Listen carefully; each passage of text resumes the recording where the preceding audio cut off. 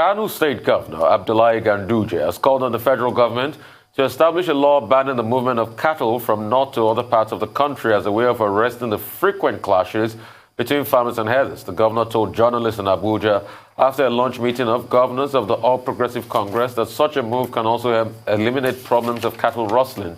The governor says the Ruga settlement in the Sambisa forest is currently being constructed. Let's have this conversation at this one this morning. Ruga settlement in Sambisa forest being constructed, good move. Stopping cattle from coming to the south to stop the farmer herders crisis, good move. What's your say about all of this? Stopping cattle from the southern part and the middle belt of the country. I hope this is not a subtle threat to the rest of the country to say we will not bring cattle to that place. Yes, Ruga settlement. Can't the rest of the country have their own cattle? So that's the question here. If the governor is talking about the big issues surrounding nomadic livestock agriculture and the solutions to the challenges we have, then I didn't expect him to say he would be advocating for a law to ban the transportation, in his words, a law to ban the transportation or trekking of cattle from the northern part to the southern part or the middle belt of the country. I expected him to talk about the issues and solutions such as proper investment in power, water, transportation, so that we are transporting the end product of meats in cold chains and not the livestock destroying, and in that livestock looking for fodder, food, and water, and in the process destroying other people's property, farms. That's what I expected to hear from Governor Ganduje, who himself should know better. Because some reports will say Governor Ganduje himself does have this farm, does involve in this agriculture, livestock agriculture. So we should not be subtly threatening that we will not bring cattle to other parts. We should be talking about the long-term solutions, investment in this agriculture, especially this type of agriculture. And Rufai, I think it's a bigger problem of our lack of investment in the modern day agriculture. And that's why we're not churning out enough from the sector. We are still archaic, we're still nomadic and, very, I don't even know how to describe it. It's still minimal. We should move beyond that. So nobody should threaten to say, let's stop. No. I mean, with all there are livestock agriculture everywhere in the world, but you don't see cattle roaming the cities and urban centers. I mean, with all the cattle causing problems all over the country, we still import milk. Spend about 500 billion every year to import milk into the country. Dr. Abati.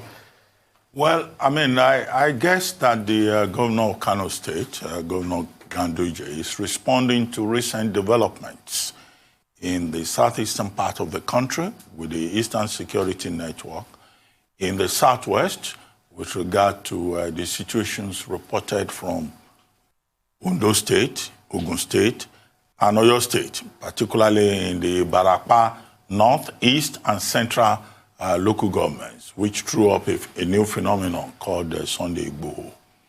And it all has to do with the conflict between herdsmen and farmers. Herdsmen who have been labeled as coming from the north and have also been admitted as belonging to a particular ethnic group. And the big problem in resolving the security problems in Nigeria would seem to be, in part, how to deal with that conflict at an ethnic level, at a regional, at a religious level, and also in terms of the consequences that we have witnessed. Now you have the governor of Kano State saying that one way to solve that problem is to ensure that there is no open grazing between the north and the south, and that governments in the northern part of the country create grazing reserves for their own people. It's not Sambisa forest he's talking about. That forest is called Samsua forest. And it is a forest between Kano and Katsina. Yes. And he's saying that his own government will create that grazing reserve to make sure that people who own cattle in Kano do not have to come to the south and create problems. Now, it will look on the surface of it like an enlightened position to take. because we now find a prominent governor from the northern part of the country saying that this is the way forward. And this is in line with the response of southern states, southern governors, stakeholders, to what is called the National Livestock Transformation Plan, or if you like, the Ruga Plan, that was presided over at a time in 2020 by the vice president.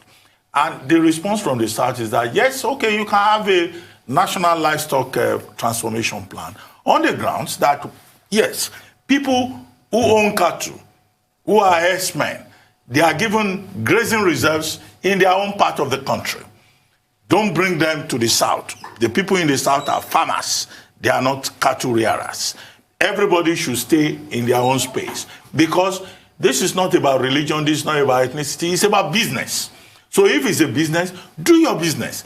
In the South, people consume beef, yes, but keep it in your own region and make sure you keep it there. After all, in the Middle East, in the United Arab Emirates, in Qatar, in all those countries, they consume beef and they have cattle ranches. Why don't we modernize and make sure that we do not use, cattle grazing to become part of the problem of Nigeria? And then the point was made, in addition, as a subtext, that if you are going to insist that cattle grazing should take place in the South, then okay, Southerners should also be allowed to come and set up piggeries in the North. Set up, carry pigs all over the place in the North, so that we will know that there is equity. Now, Governor Ganduje, I think, has taken an enlightened position, but that position is not a general position, because around the time he was making that same point, northern leaders, the Miyetti Allah, they came together and they were talking about the National Livestock Transformation Plan, the Ruga Plan. And there was a discussion around it, how certain states in the north, Nasarawa, Adamawa, Plateau, will now be used as pilot states. Now, that I think, this is an incident that happened in the last few days, is an insensitive response to what has happened across the country. Who is behind it? Who was consulted? Who was carried along? Were southern stakeholders also consulted? And this National Livestock Transformation Plan that will be on a pilot scheme in 4 states of the north. Now, okay, will it be later extended to the south? Whoever is behind that is going to cause a lot of problems. Now, Governor Ganduje of Kano State says that, well, he's not aware of any law banning cattle ranching or grazing. He needs to be reminded that, in fact, there was a 1969 court ruling that has not been challenged, that is subsisting, from the Court of Justice Adewale Thompson of the Abeokuta Division of the Western High Court, as it then was, which ruled that open grazing, or the requirement that the farmers have a responsibility to create fences around their farms, is repugnant to natural justice and equity.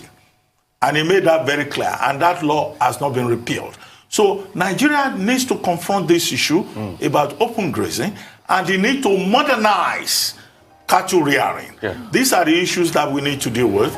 But Governor Ganduje has brought it up. The livestock transformation plan is still on the table. We need to talk about it on an equitable basis. All right, we'll take a short break now. All the elements remain the same. Rotus, Michael, Adesua, Aaron, everybody here to give us updates on Africa global business as part of the activity. Stay with us. We'll be right back.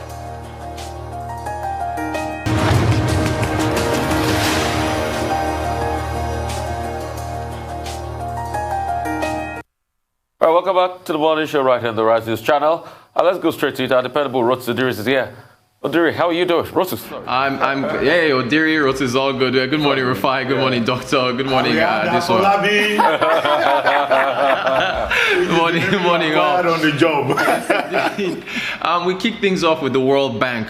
They've announced $12 billion in support, financing support for vaccines, COVID-19 vaccines for emerging markets, most of which is actually Africa. David Malpass, the president of the World Bank, announced this on, I think it was Thursday, after a virtual meeting that they had. He mentioned a number of African nations that he said are going to get this support, about 21 or so, and he's encouraged, in fact, he said that we are preparing emergency vaccine financing projects in about 21 African nations. The funds are available now, and we're encouraging African leaders to get a hold of these funds. I believe this is part of a package that through June of 2021 is going to amount to about 160 billion total in vaccine support from the World Bank. But particularly for Africa, they are looking to give as much support as they can, because we know, I mean, for instance, in Nigeria, there's of course the fact that the vaccine support financing for acquisition of these vaccines was not included in the 2021 budget. South Africa has faced serious criticisms in not being able to provide vaccines quickly. I understand that vaccine rollout will begin in South Africa today, February the 1st. But essentially, the World Bank is trying to give as much support as it can. There's also going to be, part of this support is going to go towards purchasing, distribution, also tests and then treatments as well. So they're doing the best they can to support African nations. That's on that front as far as the COVID-19 is concerned. So Lagos State, look at a couple tweets here from the Lagos State government. First of all, Governor Babajide Sanwo-Olu has extended, as you can see there, work-from-home directives for all state public servants from grade levels 14 and below from today, February the 1st, up until almost the end of the month, February 26th. If you take a look at the second tweet from the Lagos State government, they're essentially saying that the statement, which was signed by the head of service, Mr. Hakeem Muriokunla, noted with concern that pockets of COVID-19 infections have been observed among public servants in the states. You three have talked extensively about this second wave.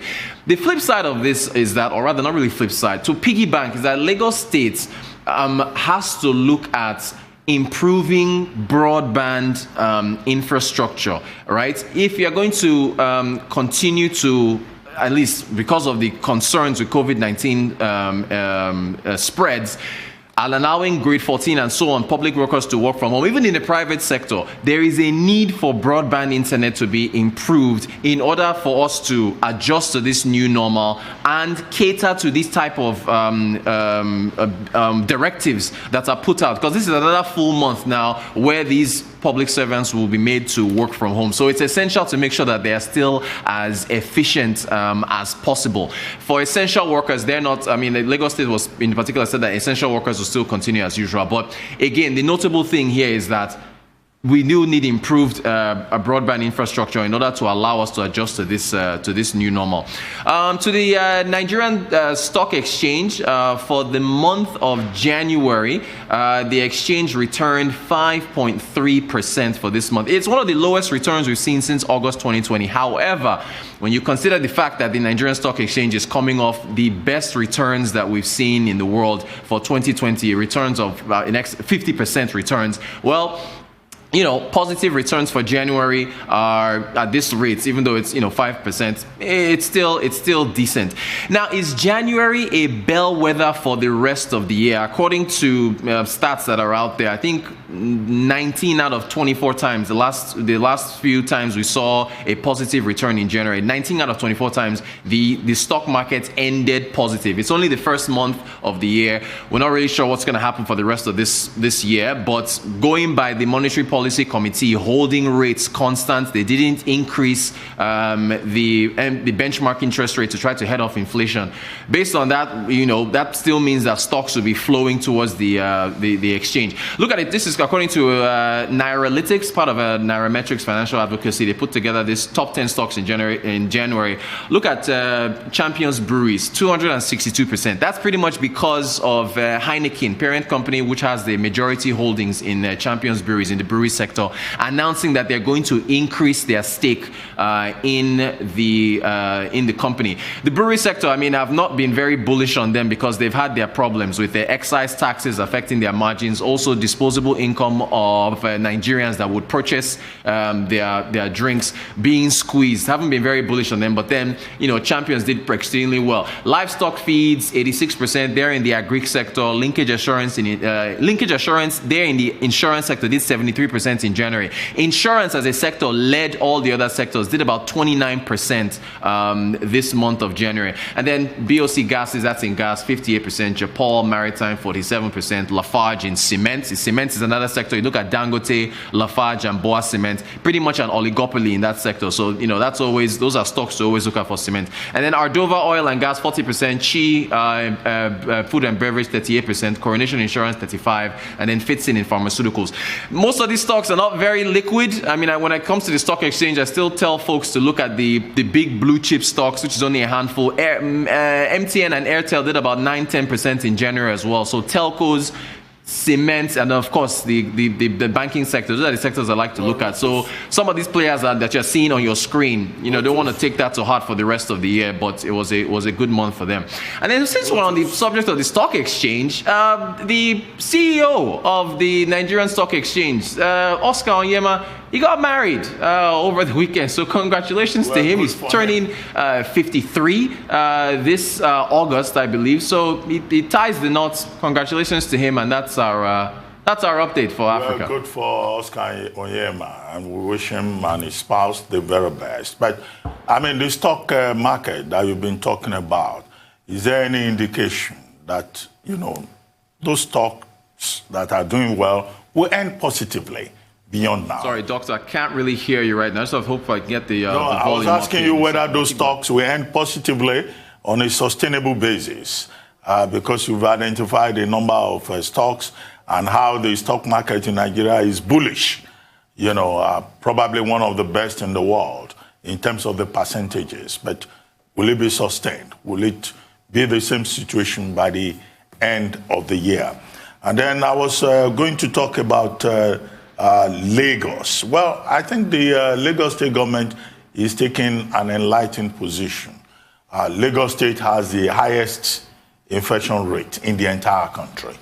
I mean, over the weekend, by Saturday, Lagos State had over 1,000 cases. Very surprising. The Commissioner for Health, Professor Akin Abayomi, was pointing out that there has been, between December and now, over 130% increase in the number of COVID-19 cases being treated at home. Now, if that is the situation in which a state finds itself, then of course there may be need for adjustments. And now civil servants have been asked to stay at home. Again, that's based on the realization that many civil servants have come down with COVID-19. As for the World Bank, yes, the World Bank has experience in immunization programs, whether it's polio or it is Ebola, and the World Bank has a history of providing support. The big issue with COVID-19 is the position of the WHO, that what is required is global solidarity, global cooperation. So when we see institutions like the World Bank, the African Union, the Afrexim Bank, African Development Bank, and other institutions providing support, they remind us constantly that we are all in this together. Even when you have the greed of certain countries over-subscribing, having more, COVID vaccine doses than they require. So the World Bank intervention, I think, is a welcome development. Right. Rogers, I had a lot to say. I'll keep it till tomorrow, but we need to move on now to Michael Wilson, joining us from London. Thank you so much, Rogers. We'll go for a quick break. We'll go to Michael and we'll come back.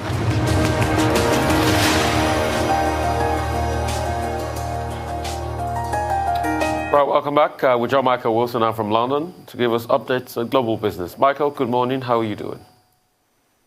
Good morning. Fine, thank you. Underlining that China probably will overtake the United States in terms of the world's largest economy a few years earlier than expected. I suspect it may well have done already, but then again, that's figures for you. If you look at what the United States reported, their GDP contracted by 2.3% to $20.93 trillion in current dollar terms last year. By contrast, GDP figures from China, GDP expanded by 2.3%. That's about $14.7 trillion. So basically, it's on the move. It may happen sooner officially than had been mentioned before. GDP figures in China, well, manufacturing growing at a slightly slower pace in January, but you'd expect that. So as far as the Asian markets are concerned, South Korea's Kospi was the biggest one. Hang Seng, also robust gains, almost 2%. Chinese stocks actually rising a little bit, nudging higher. Let's go to the United States and see stock index futures have now turned positive, given that volatile trading on Friday. Worst for the market since October. Remember that Dow was down about 600 points, both the Dow and the Nasdaq moving into positive territory. A choppy session coming up, I would imagine. We're getting more and more calls from economists saying that they feel as though somehow the market's valuation is a bit stretched, and also those problems or turmoil, if you like, caused by retail traders is the kind of thing that could set about a correction coming. And futures, just to mention that, in silver surged on Sunday with a sort of indication that those bandits, if you like, the Reddit boom and all the rest of them we were talking about on Friday, is going to come under attack again. The Dow down 620 points overnight. For the week, all three major averages slipped more than 3%, worst weekly performance since October, Dow and S&P and so on. Now, US stimulus, and meanwhile, a group of 10 Republican senators have sent Joe Biden a letter urging him, they sent this yesterday, to scale down the COVID-19 relief proposal. Current plan's $1.9 trillion fiscal stimulus that comes from House Speaker Nancy Pelosi. There she is, moving to pass a budget resolution, which is the first stage as far as getting some approval is concerned. But as I suspected, a fairly bumpy road coming up. Let's see. Let's hope not, but you never know. Right, let's turn our attention to the vaccine wars and UK and the EU and so on.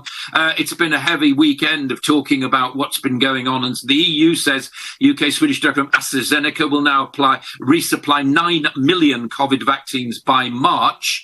And Commission President Ursula von der Leyen says it's a step forward. But remember, that 40 million doses are now expected, and it's still only half of what had been hoped for amid continuing supply problems. You know all about the criticism and the row over the weekend about the EU and the UK and so on. The UK was the first country to approve the vaccine on the 30th of December. The EU only did so on Friday. So vaccination rates are in focus, powering ahead. 12% of the UK population. Contrast, Germany and Italy have rates of below 3%, France below 2%. So that row actually continues. We can talk more about that should you wish. UK setting to join the Trans-Pacific Partnership, the Comprehensive and Progressive Agreement for Trans-Pacific Partnership, much easier to call it the CPTPP, covers a market of around 500 million people. Is any of this actually down on paper? No, not at the moment, but we'll see. Singapore, Vietnam, Canada, Japan, New Zealand, Brunei, Chile, Malaysia, Mexico, and Peru are on it as well. In the UK, more calls for business support from business leaders who, this is the CBI, Confederation of British Industry, says firms are actually in the dark about planning for the months ahead. And it speaks for about 190,000 businesses. So there you go. Commodities, oil markets actually not doing a great deal, rising very, very slightly. Back to silver then. So the latest to come under a bit of threat. The kind of prices have been going up to about a 5-month high this morning. Social media to buy the metal rather, and emulate what happened with GameStop. We'll see about that. But Argent Minerals, Boab Metals, Investigator Resources, these kind of silver mining companies, not the metal itself, but the mining companies and the resource companies, and also coin selling websites reported unprecedented demand. And finally, a very, very busy week ahead in terms of earnings from the likes of Alphabet, Amazon, Alibaba, Snap, Exxon, Biogen, Pfizer, and Chipotle. And of course, Thursday is the biggest, busiest day of the earnings season. Finally, the Bank of England meets on Thursday. It's on the cards. They will talk about negative interest rates. Will we we have negative interest rates? Doubt it a great deal. That's the global roundup this morning. Okay, Michael. Just two things, really. First, Michael, you called us bandits because I was part of those bandits over the weekend, with Reddit and all of that. At first, the question will be, what's the effect of Elon Musk's tweets on the stock market? Because he tweeted about GameStop. And secondly, is there a feel in you? Do you feel excited that Britain actually, the UK or England actually left the EU with all of this going on with the vaccine war? On your last point, excited. I think what we're trying to do is not be too gloating about it. I think there's a lot of problems you're getting if you read the European press over the weekend. And why would you waste your time doing it? I can tell you that the majority of headlines are very critical. This is Germany and France and Italy and Spain, very critical of what's going on in the EU at the moment. They feel as though they've been very slow, hence the row about vaccines and so on. That Britain was able to do its own thing. It got these contracts in. It gave the steering of this to private industry, not a commission, not bureaucracy. If you've got a bureaucracy, you've got to ask questions all the time and it slows things down.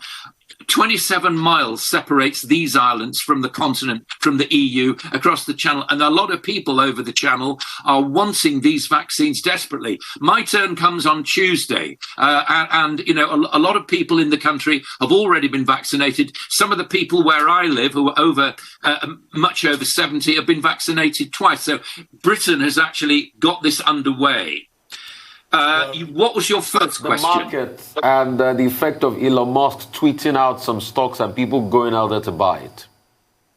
Right. So you're talking about the Reddit thing and silver and the rest of it and what happened with GameStop?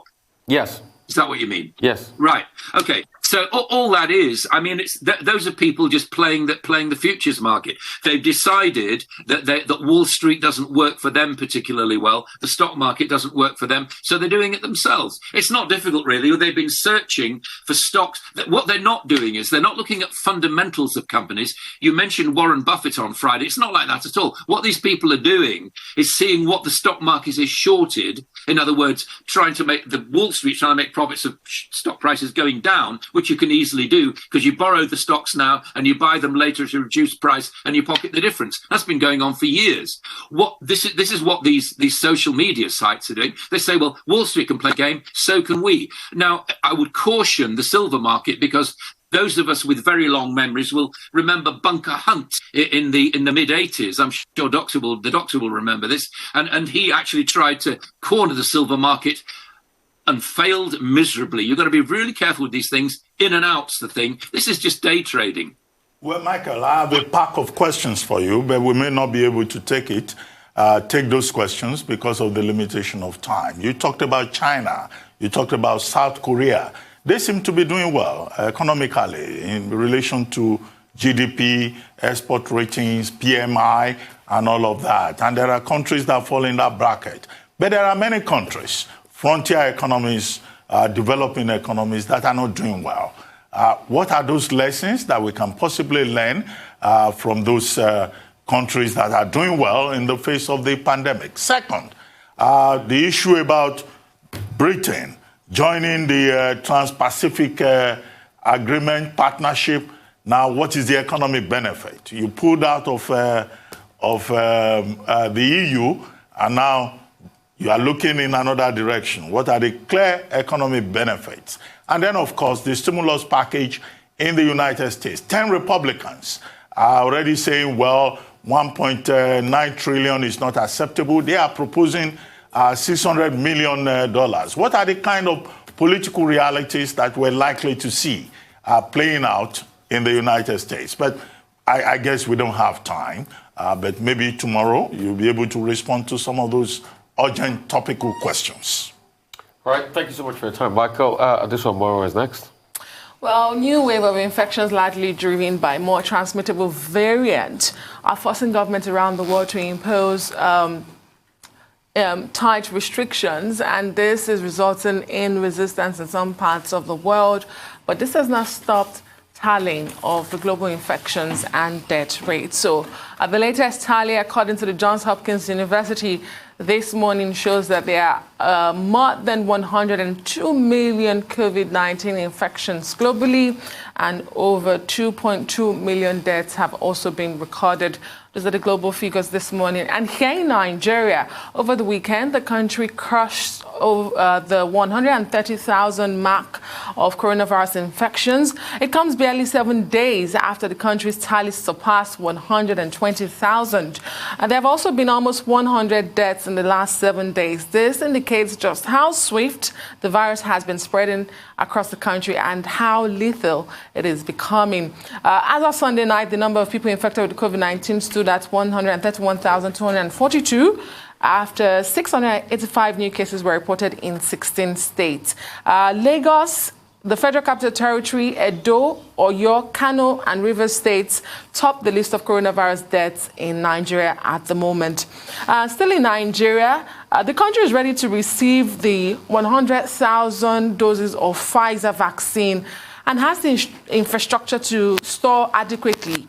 But the arrival is being delayed because of politics and logistics due to no fault of Nigeria. And that's according to the Minister of Information and Culture, Lai Mohammed. He says the vaccines will arrive this month, February. Well, we keep our fingers crossed. And the World Health Organization experts have visited the market in Wuhan, where it all began. They were escorted with security, high-level security, and of course fences were put up. Journalists were not able to speak to them. It is unclear what the itinerary for this visit would be, and a lot of experts are cautiously optimistic as to what they will find during this mission. Finally, Brazil, Sao Paulo says ingredients for 8.6 million vaccine doses are to arrive on Wednesday from Sinovac Biotech Limited, and this will allow for local production of the COVID-19 vaccines. The ingredients are in Beijing Airport in China at the moment. They are waiting to be discharged and be used by the Sao Paulo state-funded Butantan Institute, which has a partnership with Sinovac to produce the vaccines in Brazil. Let's start with Nigeria. Clearly, it is very clear, despite the fact that many Nigerians do not believe that COVID-19 is real. About a fifth of the Nigerian population, we're told, does not believe that COVID-19 is real. But the statistics that we keep getting from the Presidential Task Force and other agencies indicate that it is indeed real. We have had over 130,000 cases. We have had over 1,578 deaths. And we've done, just on the average, about 1.2 million tests. But if you look at the situation, you look at Lagos, the epicenter. Lagos is saying that there has been a dramatic increase. Even in the cases of home management cases, you've had over 136% cases. And yet, we are being told, sadly, that Nigeria has not been able to follow up on budgetary allocation. In December, we were told that we need 400 billion naira by the Minister of Health. Mm-hmm. Now, as at this moment, we're being told that that has not happened. We have no details as to negotiations between Nigeria and vaccine-producing countries. We have no details as regards what the national strategy is all about. And I think that that's very embarrassing. There are other issues you raised, but there's no time. I would have loved to talk about Sao Paulo and also, the WHO. All right, we'll go for a quick break. We'll come back. We'll talk some more still on COVID-19 issues.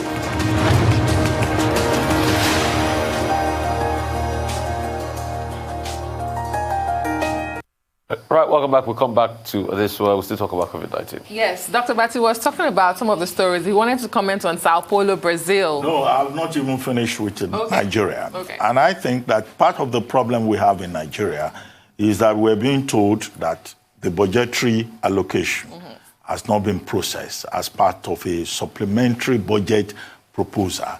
And it was surprising to hear the Minister of State for Health, Senator Olorunimbe Mamora, saying that, yes, the National Assembly is ready, but government, the executive arm of government, is not ready since December, when the Minister of Health told us that 400 billion naira will be processed. Now, other parts of the world, we see them in a hurry. There are 5 countries in Africa that have already launched the immunization program: Egypt, Mauritius, Guinea, Seychelles, Now, Morocco. right, you know, they are already knowing South Africa is going to start this month of February because they have even bought vaccine doses at a higher rate.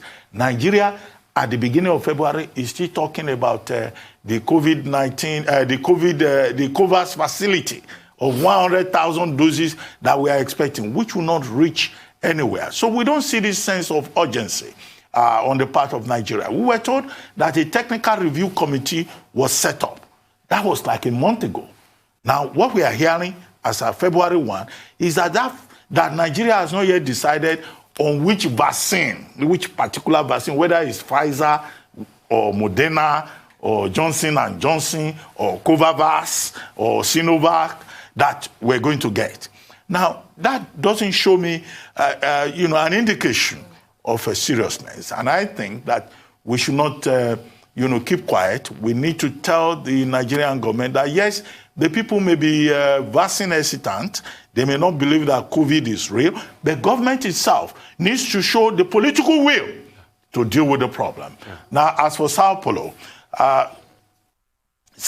has, out of the 9.2 million cases that they have in Brazil, Sao Paulo has about 1.7 of the cases. Out of the 224,000 deaths that Brazil has recorded, Sao Paulo alone has over 57,000 deaths. And Sao Paulo, a state on its own, started vaccination on January 17. Now, on their own as a state, they are getting 8.6 million doses of a vaccine.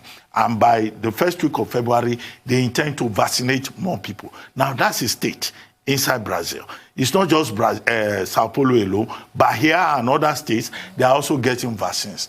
And that's instructive. What are the states in Nigeria doing? What kind of lessons can they learn? The Governors Forum has said states in Nigeria will get their own vaccines. Lagos State says it's working on getting vaccines. Okay, can they just hurry up? Because it's not just about saying a law is in place. We've seen Nigerians, they need help. And it's only government that can help them. Now, in the case of Sao Paulo, they are starting with elderly people.